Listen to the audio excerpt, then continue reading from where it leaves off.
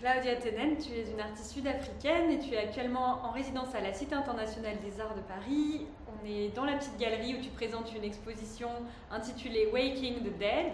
C'est ta troisième exposition de personnel après une première exposition en 2018 à Cici's Dojo, un artist fun space. Et puis tu avais eu aussi une exposition à la galerie Premier Regard en 2019. Donc là, Waking the Dead, c'est une expo qui présente un ensemble d'œuvres totalement inédites qui n'ont encore jamais été présentées. C'est une recherche très récente. Il me semble que tu as commencé la production de ces œuvres en mars 2020.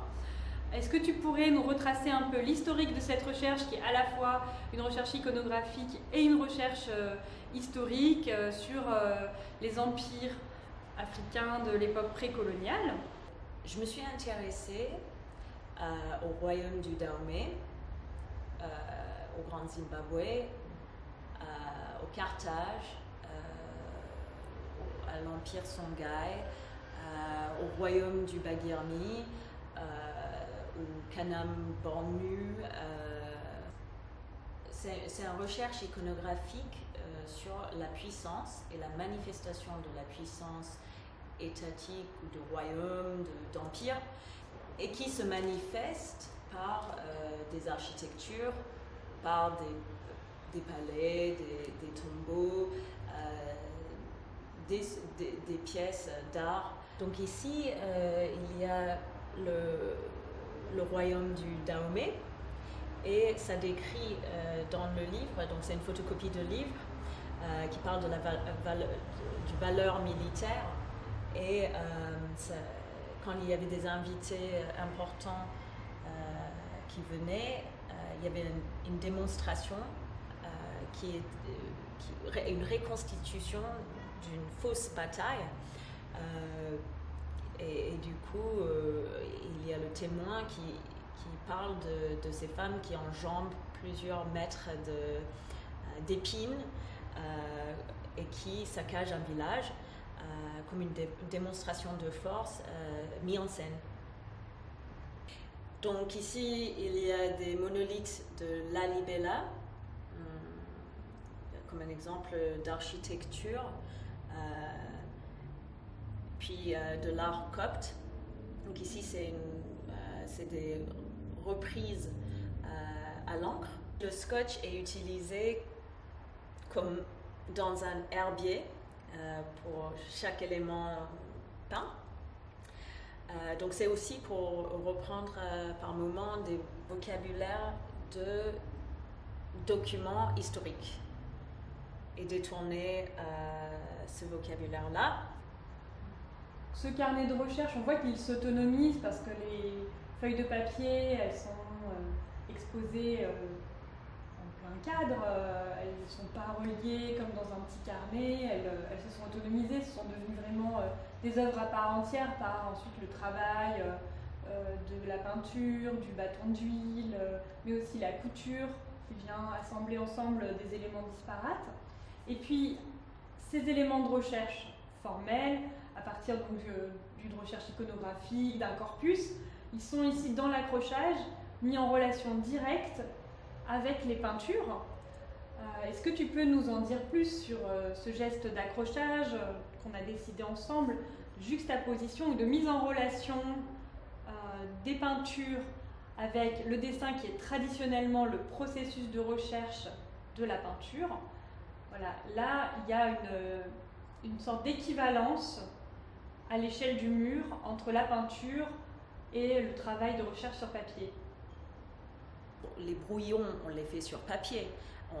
A priori, on ne les fait pas sur la toile qui est censée être un endroit de certitude.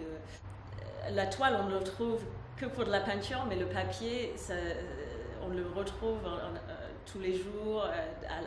C'est pour l'impression, c'est pour écrire des notes. Tout le monde a un rapport au papier. Donc c'est un mise à plat qui permet de se rendre compte de l'aspect transitoire et changeant.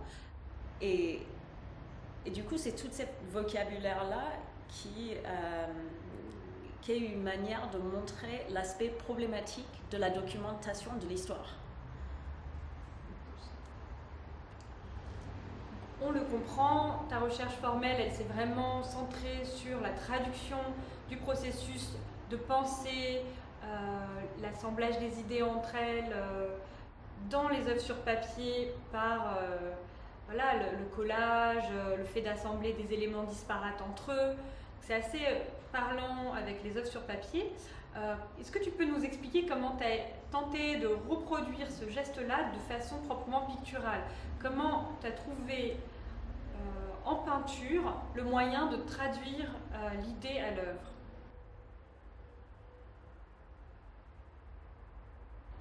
Donc ici, il y a l'idée d'un patch, de la même manière qu'en papier, ça viendrait recouvrir un endroit. Ici, c'est une façon d'évoquer le papier, le papier découpé. Le blanc sert aussi de Tipex qui vient gommer une partie de l'image que je peux reprendre ensuite. Dans les peintures, là, il y a un motif qui est très fortement travaillé. On le voit dans le soldat de Carthage, mais aussi le cavalier du royaume du Baguermi. Tu travailles avec beaucoup de précision et d'ardeur. Tout ce qui est motif textile, on voit la trame, la maille du textile qui apparaît dans l'image. Et puis cette maille, on la retrouve aussi dans les œuvres sur papier où il y a des morceaux de tissu qui sont découpés, qui sont collés dessus, mais également il y a des sortes, dans l'espace d'exposition à plusieurs endroits, on trouve des sortes de coussins qui sont recouverts de tricot. Il y a des grands pans de tricot dont la maille elle est écartée, desserrée, qui sont suspendus du plafond et qui viennent un peu comme ça casser les angles, modifier la perception de l'espace. Est-ce que tu peux un peu nous parler de cet intérêt peut-être que tu as pour le motif de la trame, pour le textile? La trame est apparue dans la peinture aussi comme une métaphore de trame narrative aussi, et du contour comme étant la certitude qui détourne la figure ou un élément dessiné. Et donc il y a l'idée de déconstruire cette trame narrative ou cette représentation. Donc ça peut se défaire comme un fil. Et puis en le faisant, ça me permet aussi de me rapprocher au volume, ou en tout cas d'élargir les formes, enfin les médiums. Et cette idée d'entrelacement est intéressante sur un plan social.